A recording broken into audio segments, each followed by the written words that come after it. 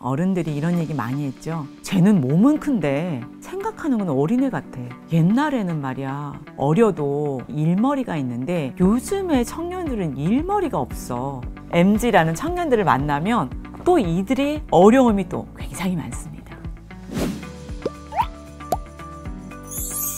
주부들 또 그 아이를 키우는 분들이 가장 많은 문제를 가지고 오시는 게 너무 휘둘려요. 교수님, 어떤 면에서 휘둘리세요? 했더니 가족 문제도 휘둘리는데 어느 학원에 보내야 되고 아이를 어떻게 키워야 되고 아니 어떻게 교육을 해야 되고 이런 게 너무너무 휘둘립니다.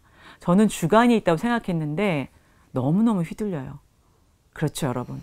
이게 귀가 얇아서가 아니라 이게 좋은 것 같아, 저게 좋은 것 같아. 각자 자기의 경험담들을 이야기합니다. 그런데 이거는 교육뿐만이 아니에요. 여러분이 큰 질병을 겪게 됐을 때 이거 먹으면 좋아, 저거 먹으면 좋아, 이 방법이 좋아, 저 방법이 좋아. 그래서 오시는 분들도 병원에 너무 많습니다. 그런데 좋은 결과가 있는 분도 계시지만 이 사람 저 사람 얘기를 듣다가 시간을 놓치고 그다음에 정말 먹어야 될 음식, 정말 치료해야 될 이 시기와 이 방법을 놓쳐서 더 악화되신 분도 계세요. 자, 그렇기 때문에 여러분들이 좋다는 거, 그 다음에 뭐 효과 좋다는 거, 그 다음에 뭐 여러 가지 얘기에 대해서 휘둘리지 마시고요. 여러분들의 조언을 들은 다음에 여러분이 소신껏 결정하시면 좋겠습니다. 저는 미술치료 공부하겠다고, 미술치료를 박사하겠다고 했을 때 정말 찬성한 분이 한 분도 안 계셨어요. 저희 남편, 저희 가족, 저희 부모님 외에는 야, 그거 하지 마. 미술치료 있잖아. 과도 없지. 그 미술치료 외국에서 봤더니 장애인들이 하는 거지. 또 의사 밑에서 있어야 되는 거지. 돈도 못 벌지. 너무 힘들어. 다 반대했어요. 그런데 제가 생각하고 고민하고 찾아보고 또 여러분들에 대한 조언들, 학문적인 조언이 아니라 저를 평소 때 사랑해 주셨던 분들께 이렇게 지혜롭게 조언을 구했습니다. 이분들은 미술 치료에 대해서 조언을 해주신 게 아니라요, 그동안의 저의 여러 일들을 지켜봐 주셨던 분들입니다. 제가 미술 치료를 하려고 합니다. 모두가 다 반대를 하는데 저는 꼭 하고 싶습니다. 좋은 말씀 해주세요. 라고 이제 말씀드렸더니 이분들 하시는 말씀이 너 그동안에 열심히 했고 그동안의 모든 일마다 최선을 다했기 때문에 네가 선택한 일은 잘 할 거라고 본다라는 말씀. 또 저희 부모님 같은 경우는 너의 선택에 대해서 항상 책임을 졌기 때문에 그리고 잘 좌절하지 않기 때문에 그 너의 의지를 봐서는 잘 할 거라고 본다라고 해주셨어요. 저희 남편은 너를 존중한다. 그리고 너는 결혼을 해서도 끝까지 공부를 하려고 했고 또 그런다고 자녀를 키우는 걸 소홀히 하지 않았기 때문에 찬성. 그러니까 미술 치료에 대해서 찬성하시는 게 아니라 다들 그동안의 저의 삶에 대해서 찬성을 해주시는 거죠. 물론 전문 분야에 계신 분들은 반대를 하신 이유가 야, 지금 그림을 그려서 작가가 되고 그 다음에 지금 미술 교육이나 이 미술로 교수가 돼서 강의를 해도 성공할 수 있는데 왜 아무도 안 가는 길을 가느냐. 내가 미술치료 미국에서 봤는데 유럽에서 봤는데 장애인들을 치료하는 거고 의사 밑에서 지시를 받아야 되는 거야. 그래서 이거는 너 인생에서 별로 박사를 해도 좋지 않은 것 같아.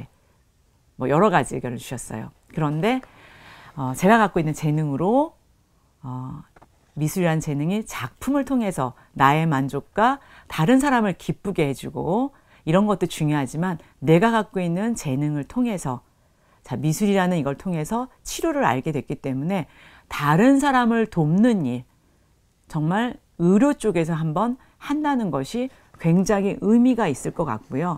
앞이 보장되진 않지만 한 번은 도전해 봐야겠다라는 생각에 도전을 시작했습니다. 근데 열심히 했습니다.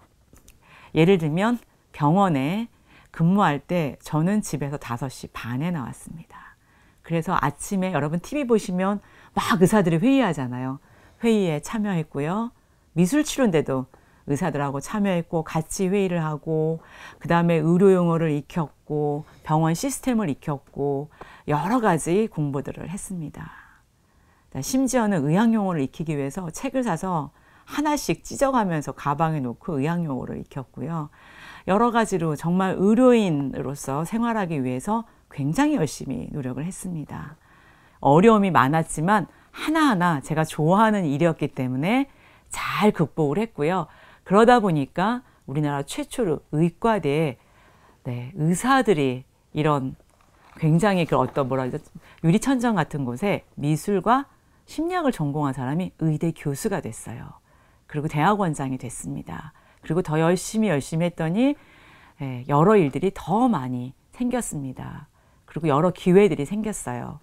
자, 여러분, 내가 하고 싶은 일, 정말 중요하다고 생각된 일들은 다른 사람의 조언도 중요하고 여러 이제 일들을 비교해 볼 수 있겠지만 결국은 본인이 선택하면 지치지 않고 할 수 있습니다. 그리고 지금 너무너무 싫은 일인데도 견뎌야 될 일이라면 여러분 시간이 지나면 어떤 일들의 성과들이 좀 보이기 시작할 겁니다. 그래서 여러분 이런 것들을 하나하나 준비하고 극복할 때 이렇게 하나의 전문가로 탄생할 수 있습니다. 그전에는 전문가라기보다는 정말 고생을 하는 거죠. 그래서 여러분 쉽게 되는 일은 없다라고 보시면 좋겠습니다. 요즘에 어른들이 이런 얘기 많이 했죠. 쟤는 몸은 큰데 덩치는 큰데 생각하는 건 어린애 같아. 옛날에는 말이야 어려도 굉장히 그 일을 할 때 일머리가 있는데 요즘에 청년들은 일머리가 없어. 이렇게 얘기를 많이 하세요. 그런데 또 MZ라는 청년들을 만나면 또 이들의 어려움이 또 굉장히 많습니다. 우리도 위로받아야 되고요. 우리도 이렇게 배운 걸 그대로 할 뿐인데 뭐가 문제죠? 이런 어떤 소통이 잘 안 되는 경우가 많이 있어요. 제가 보기엔 여러 가지 문제가 있지만 우리 사회에서 저희 때만 해도 제가 X세대예요. 그때도 좀 저희도 문제가 많다고 들었어요. 여러분 조금 고리타분할 것 같지만 저희 때 서태지가 등장했거든요. 그때 저게 무슨 노래냐, 저게 무슨 춤이냐. 저희도 어른들한테 야단 많이 맞았어요. 지금 생각해보면은 옛날이잖아요, 옛날. 자, 그것처럼 새로운 여러분 MZ라는 세대 청년들의 문화와 여러 가지 이제 활동들이 시작되면서 기성세대라는 저희들이 봤을 때 또 부딪히는 거예요. 그래서 이거는 자연스럽게 흘러갈 수밖에 없다. 여러분 이런 얘기 들어보셨잖아요. 그 이집트의 피라미드 안에도 요즘 아이들 버릇이 없다. 이런 문구가 있다라고 하잖아요. 그 당시에도 그랬다는 거예요, 여러분. 그래서 어른들이 봤을 때는 항상 부족한 게 그 청년들입니다. 어린아이들이에요. 그렇기 때문에 이런 부분들은 다 겪는 세대 간의 문제라고 보시면 좋겠습니다. 네. 그런데 저는 요 세대의 장점과 단점을 조금 말씀드릴게요. 장점으로 본다면 문화에 대한 확산입니다. 여러분 언제 우리가 미술관을 이렇게 많이 가고 음악을 듣고 이런 여러 문화적인 거에 대한 관심을 갖고 우리나라가 K-팝이라는 걸 통해서 전 세계에 이렇게 알리는 역할을 했겠어요. 이거는 문화의 힘이고 요즘 젊은 청년들이 찾는 이런 어떤 미술관의 작품들을 보면 굉장히 수준이 높아졌어요. 그리고 여러 가지 것들에 대한 도전하고 고민하고 하는 이런 건 정말 저는 높게 평가를 하고요. 그다음에 조금 단점, 아쉬운 점이 있다면 조금 윗분들과의 그다음에 이제 어른들과의 이런 소통 부분에서 조금 많은 더 소통을 했으면 좋겠다라는 생각을 해봅니다. 이런 과정이 너무 힘들지 몰라도 내면 성장이라는 거에 대해서 한번 고민을 해보시면 참 좋을 것 같아요. 힘들지만 이게 결국은 내면을 성장시키는 일이다. 어른들의 이제 목소리가 잔소리 같지만 잘 들어보면 참 좋은 교훈적인 얘기들도 많이 있고 지혜로운 얘기가 많이 있어요. 저는 요즘에 이제 드라마들이나 크게 이슈가 된 영화를 보게 되면 보는 눈이 옛날같이 않습니다. 예전에는 주인공을 보게 됐고요. 그리고 이제 주인공에 관련된 이런 거에 이제 이야기가 중점이 됐다면 제가 지금 볼 때는 미술도 보게 되고 그 다음에 대화도 보게 되고요. 그리고 또 하나 주인공, 예쁘고 멋진 주인공뿐만이 아니라 이 조연들을 대해서 보게 됩니다. 여러분, 그들도 젊을 때는 굉장히 멋진 주인공이었을 거예요. 그런데 시간이 많이 흘려서 50, 60, 70이 됐는데도 출연합니다. 근데 그들의 연기력은 정말 너무너무 훌륭해요. 이런 조연들, 이분들이 살아남을 때는 예뻐서 살아남으셨겠어요? 이들의 연기력이 너무나 뛰어나고 내공이 있기 때문에 살아남으신 거예요. 그래서 저는 이분들을 보면서 오히려 존경하고, 야, 이렇게 한 분야에 끝까지 남고 또 후배들에게 조언을 주고 많은 사람들, 독자들에게 사랑을 줄 수 있다는 건 이들이 얼마만큼 노력을 하고 내면의 성장이 된 사람들인가를 보게 됩니다. 자, 여러분, 외적으로 보이는 것뿐만 아니라 내면 성장이 얼마나 중요한지, 그리고 요즘에는 100세 이상 사셔야 돼요. 지금 기대 수명이 83이 다 넘었어요. 그래서 여러분이 83세 이전에 사망하시면 죄송합니다, 조기 사망이에요. 자, 그렇게 생각한다면 여러분이 어떻게 하세요? 끝까지 나중에 뭐 83세 이후에 다 노실 거예요? 아니잖아요. 직업도 바꿔야 되고 내가 또 어떤 일을 할 때 이런 내면이 성장돼 있어야 여러분이 더 큰 일을 하실 수 있어요. 물론 기본은 건강관리입니다. 근데 건강관리만 잘한다고 해서 여러분 모든 일을 할 수 있는 건 아니에요. 그러니까 내면과 외적인 이런 게 함께 성장해야 되기 때문에 지금 젊을수록 더 좋은 것 같아요, 여러분. 이런 것들을 한번 고민하고 생각해보는 시간이 굉장히 중요하다고 말씀드리겠습니다. 날 잡는 꿈이란 말이 뭐예요? 라고 많이 질문하세요.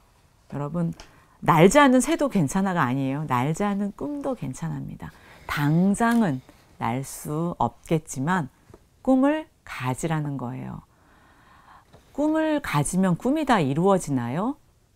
주민자치센터에서 하던 한 이제 미술치료 수업이 있었습니다. 초등학교 5학년 정도 되는 아이들이 열심히 미술치료 수업을 받았는데요. 그날 수업이 만다라였어요. 융이 만든 그 원 안에 자기의 마음을 그리는 건데 그날 주제가 내가 되고 싶은 것이었습니다. 하고 싶은 것, 되고 싶은 것, 나의 꿈이었어요.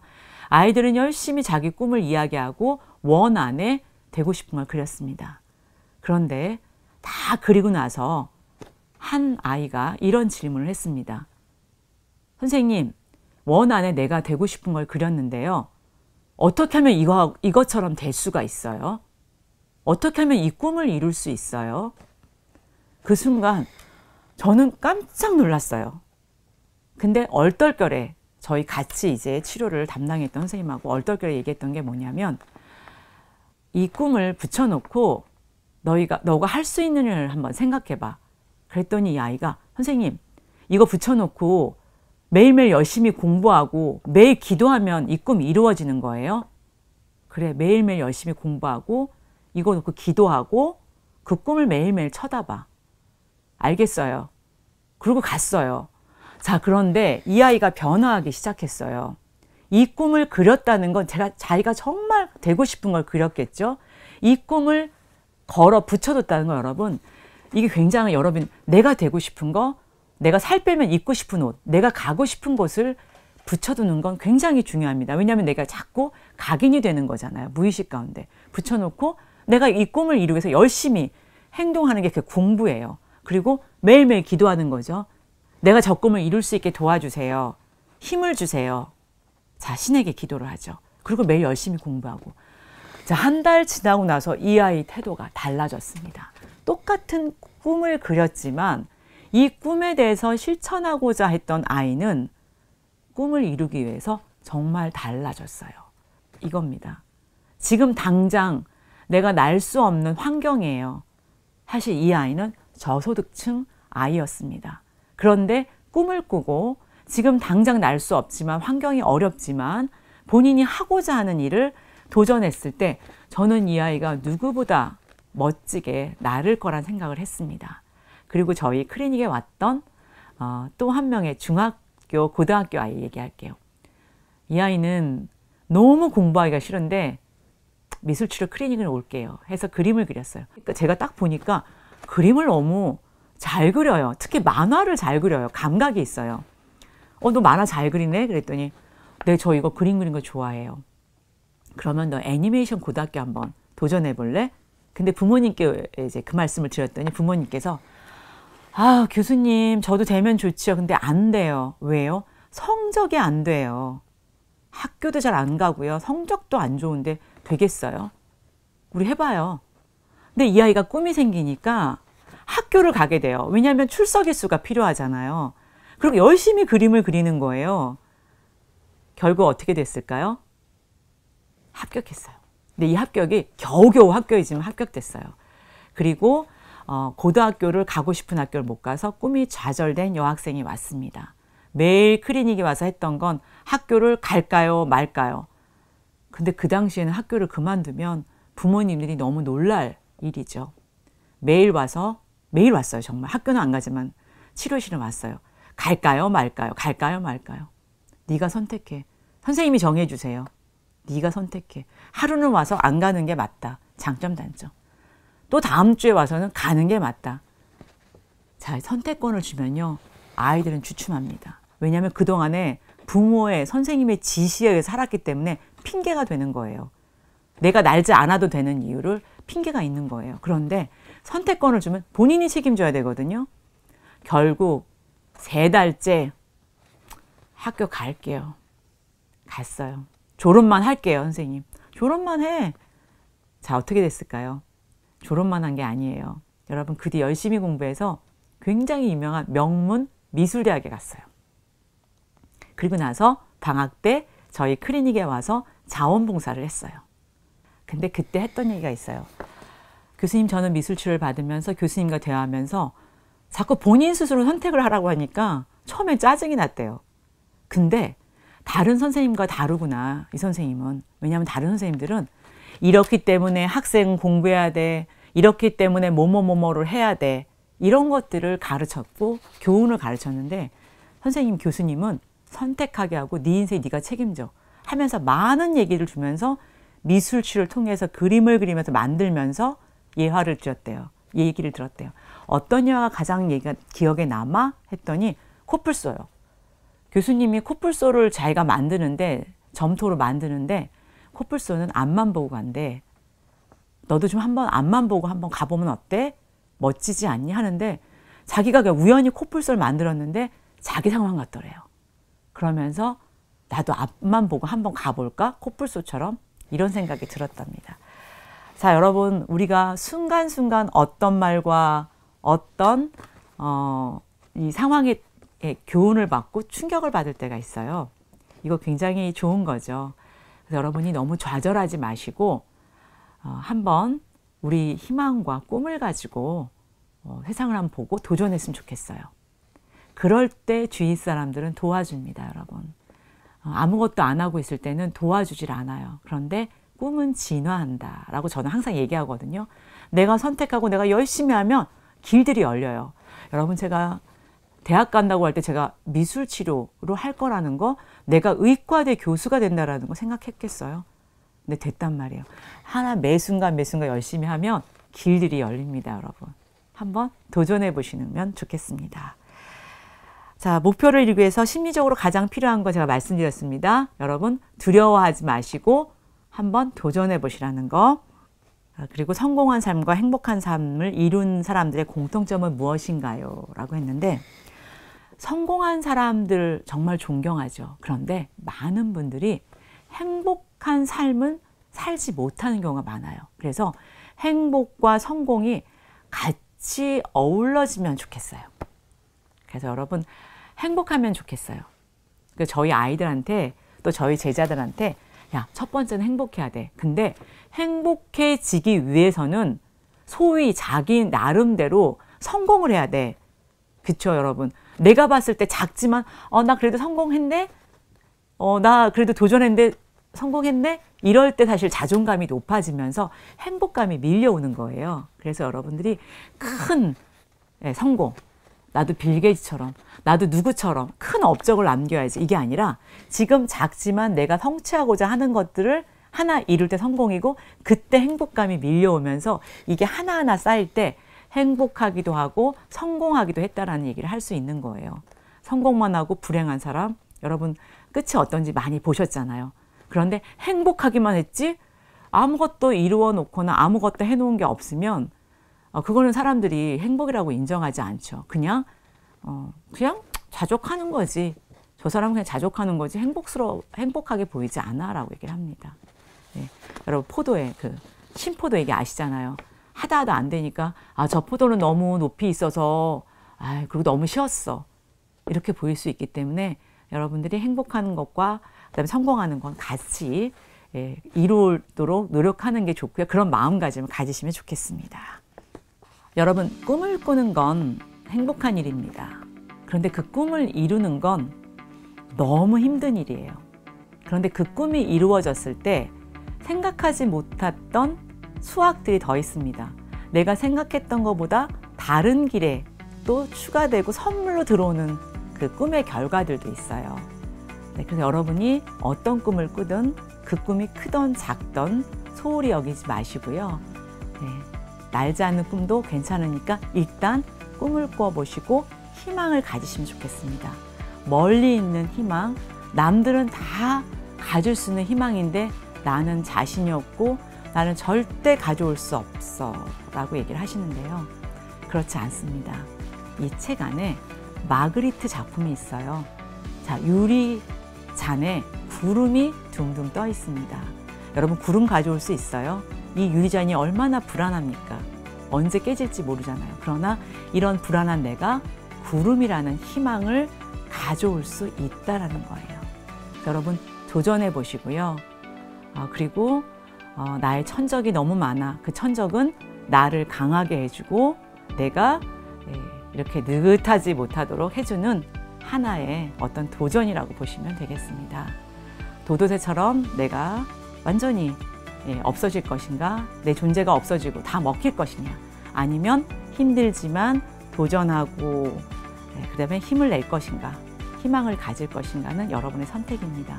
여러분이 희망을 가지고 힘차게 도전했으면 좋겠습니다. 여기서 제 강의 마치겠습니다. 감사합니다.